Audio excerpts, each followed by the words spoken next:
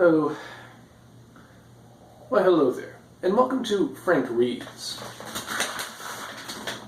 I'm Frank Hazardmiller, and I've been reading some of my favorite stories lately, and I thought I'd share them with you. I enjoy them, and I hope you will too. Today we are returning to Myths of the Cherokee by James Mooney, specifically stories dealing with the Cherokee trickster, the rabbit. One of the interesting things about tricksters, and you find this across multiple mythologies, is that they are not necessarily evil, but they are never entirely trustworthy, as these stories will show.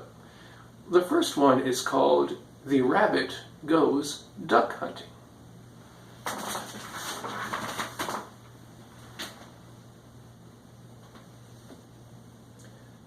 The rabbit was so boastful that he would claim to do whatever he saw anyone else do, and so tricky that he could usually make the other animals believe it all. Once, he pretended that he could swim in the water and eat fish just as the otter did, and when the others told him to prove it, he fixed up a plan so that the otter himself was deceived. Soon afterward they met again, and the otter said, "I eat ducks sometimes." Said the rabbit, "Well, I eat ducks too." The otter challenged him to try it, so they went up along the river until they saw several ducks in the water and managed to get near without being seen. The rabbit told the otter to go first. The otter never hesitated, but dived from the bank and swam under the water until he reached the ducks, when he pulled one down without being noticed by the others and came back the same way. While the otter had been under the water, the rabbit had peeled some bark from a sapling and made himself a noose. "Now," he said, "just watch me." And he dived in and swam a little way under the water until he was nearly choking and had to come up to the top to breathe. He went under again and came up again a little nearer to the ducks. He took another breath and dived under, and this time he came up among the ducks and threw the noose over the head of one and caught it. The duck struggled hard and finally spread its wings and flew up from the water with the rabbit hanging on to the noose. It flew on and on until at last the rabbit could not hold on any longer, but had to let go and drop. As it happened, he fell into a tall, hollow sycamore stump without any hole at the bottom to get out from. And there he stayed until he was so hungry that he had to eat his own fur, as the rabbit does ever since when he is starving. After several days, when he was very weak with hunger, he heard children playing outside around the trees. He began to sing. "Cut a door and look at me.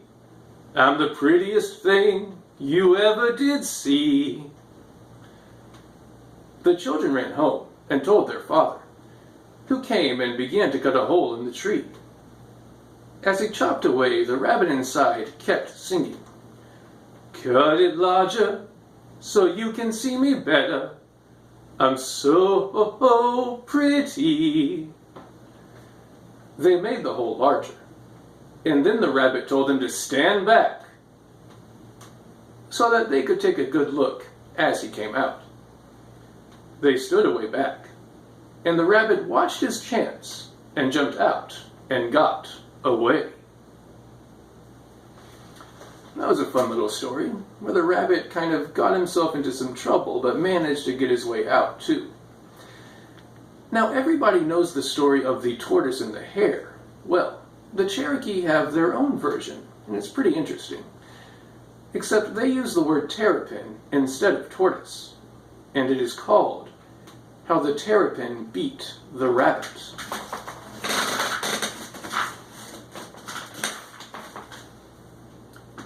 The rabbit was a great runner, and everybody knew it.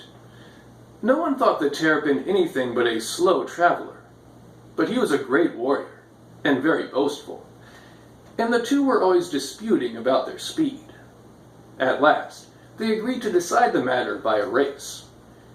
They fixed the day and the starting place, and arranged to run across 4 mountain ridges, and the one who came in first at the end was to be the winner. The rabbit felt so sure of it that he said to the Terrapin, "You know you can't run. You can never win the race, so I'll give you the first ridge, and then you'll have only 3 to cross, while I go over 4. The Terrapin said that would be all right, but that night, when he went home to his family, he sent for his Terrapin friends and told them he wanted their help. He said he knew he could not outrun the rabbit, but he wanted to stop the rabbit's boasting. He explained his plan to his friends, and they agreed to help him. When the day came, all the animals were there to see the race. The rabbit was with them, but the Terrapin was gone ahead towards the first ridge, as they had arranged, and they could hardly see him on account of the long grass. The word was given, and the rabbit started off with long jumps up the mountain, expecting to win the race before the Terrapin could get down the other side. But before he got up the mountain, he saw the Terrapin go over the ridge ahead of him. He ran on, and when he reached the top, he looked all around, but could not see the Terrapin on account of the long grass. He kept on down the mountain and began to climb the second ridge, but when he looked up again, there was the Terrapin just going over the top. Now he was surprised and made his longest jumps to catch up. But when he got to the top, there was the Terrapin away in front, going over the third ridge. The rabbit was getting tired now, and nearly out of breath, but he kept on down the mountain and up the other ridge until he got to the top, just in time to see the Terrapin cross the fourth ridge and thus win the race. The rabbit could not make another jump, but fell over on the ground, crying, "Me, me, me, me," as the rabbit does ever since, when he is too tired to run anymore. The race was given to the Terrapin, and all the animals wondered how he could win against the rabbit. But he kept still, and never told. It was easy enough, however, because all the Terrapin's friends looked just alike, and he had simply posted one near the top of each ridge to wait until the rabbit came in sight, and then climb over and hide in the long grass. When the rabbit came on, he could not find the Terrapin, and so thought the Terrapin was ahead. And if he had met one of the other Terrapins, he would have thought it was the same one, because they looked so much alike. The real Terrapin had posted himself on the fourth ridge, so as to come in at the end of the race and be ready to answer questions if the animals suspected anything. There you go. That was an example of the trickster getting tricked. It also has an interesting moral because it seems to imply that cheating is okay if your opponent is really annoying. This next one brings back our old friend the Possum, and it is titled, "The Rabbit and the Possum After a Wife."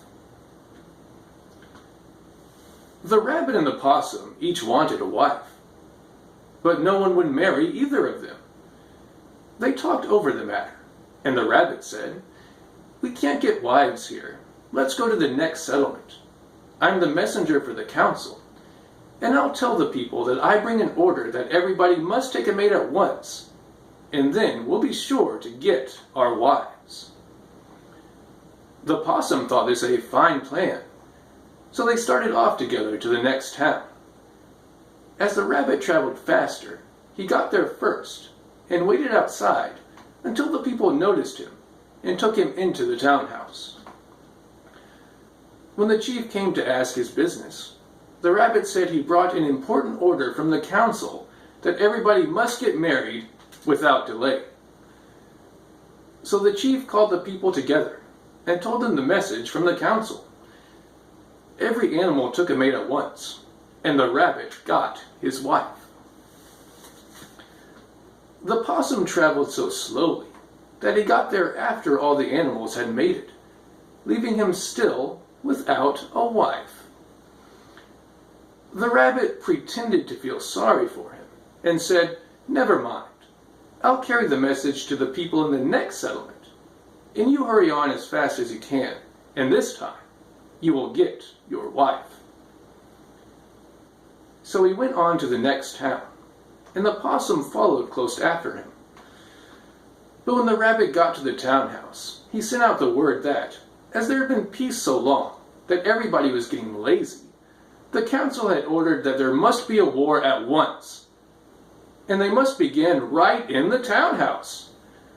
So they all began fighting, but the rabbit made 4 great leaps and got away just as the possum came in. Everybody jumped on the possum, who had not thought of bringing his weapons on a wedding trip, and so he could not defend himself. They had nearly beaten the life out of him when he fell over and pretended to be dead, until he saw a good chance to jump up and get away. The possum never got a wife, but he remembers the lesson, and ever since he shuts his eyes and pretends to be dead when the hunter has him in a corner. I feel kind of sorry for the possum. He just wanted a wife and never got one. But that was a good example of one of the functions of mythology, which is to explain natural phenomena. So that story explains why the possum plays possum. You'd also think that after a while the animals would come to realize that the rabbit is not completely trustworthy, as the animals in the next story find out. It's our last one, and it is called The Rabbit Escapes from the Wolves.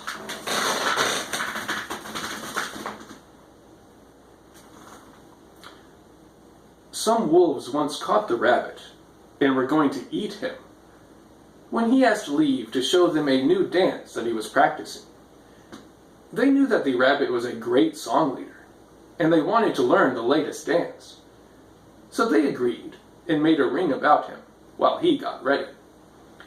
He patted his feet and began to dance around in a circle, singing, "On the edge of the field I dance about, honey, all lil, honey, all lil." "Now," said the rabbit, "when I sing on the edge of the field, I dance that way." And he danced over in that direction. "And when I sing lil, you must all stamp your feet hard." The wolves thought it fine.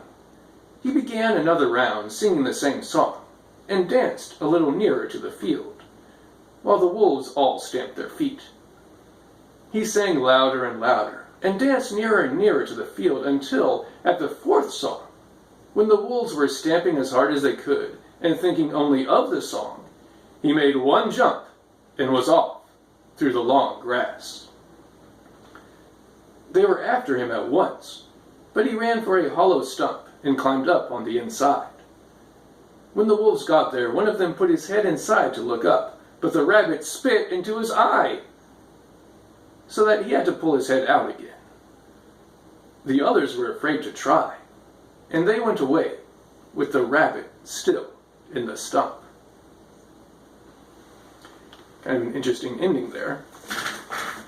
But it is a good example of the trickster finding himself in trouble and using his brain to get out. And it is interesting that the Cherokee would choose the rabbit as their trickster, because rabbits are small and relatively low on the food chain. So if they do get into trouble, they would need to use their brains to get out. Well, I hope you enjoyed those stories. I know I did. And thank you for watching. I hope you will join me next time. And until then, keep reading.